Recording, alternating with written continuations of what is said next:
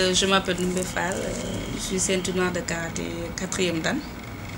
Je suis la première femme africaine arbitre mondiale de karaté et membre de la commission mondiale pour représenter le continent africain. Okay. On a un juge au Maroc, une juge au Maroc, on a une aussi en Algérie, mais on n'a jamais eu d'arbitre. Au niveau côté Afrique noire, il n'y a même pas de femmes déjà. Donc globalement, pour le continent, je suis la première et la seule africaine arbitre mondiale et qui est aussi la première à rentrer dans la commission mondiale de la Fédération mondiale de karaté. Aux États-Unis, en fait, ma deuxième participation, c'est à l'Open des États-Unis. Ça se passe à Las Vegas toutes les années. Cette année, je suis venue, mais il y avait un tournoi aussi à Dallas et un autre séminaire à New York. Donc, j'ai fait un long voyage jusqu'ici. Tu sais que dans le monde karaté, il faut être pratiquant tout le temps, toute ta vie. Donc, c'est pas comme les autres disciplines que tu arrêtes pour être ça. Le karaté, tu es arbitre, tu vas rester au même diapason que le combattant. Parce que le règlement d'arbitrage change tout le temps. Donc, si tu n'es pas au diapason, tu ne peux pas arbitrer les combattants qui changent aussi. Donc, il faut que tu pratiques. Là, j'ai commencé depuis 1995 à Thiaroye, au centre Jacques Chirac, que j'ai débuté.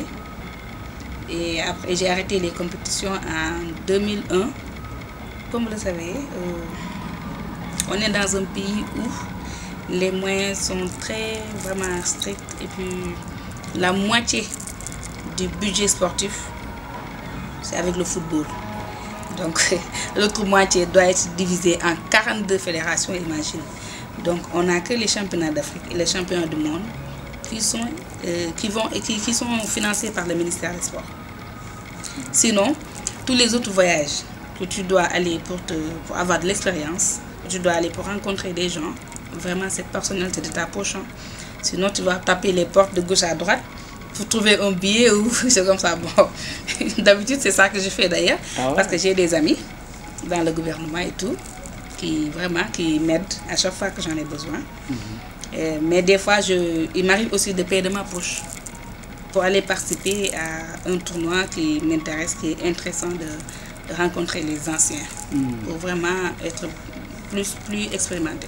En karaté, on est la seule fédération qui a autant de médailles d'or au niveau mondial par rapport aux autres disciplines.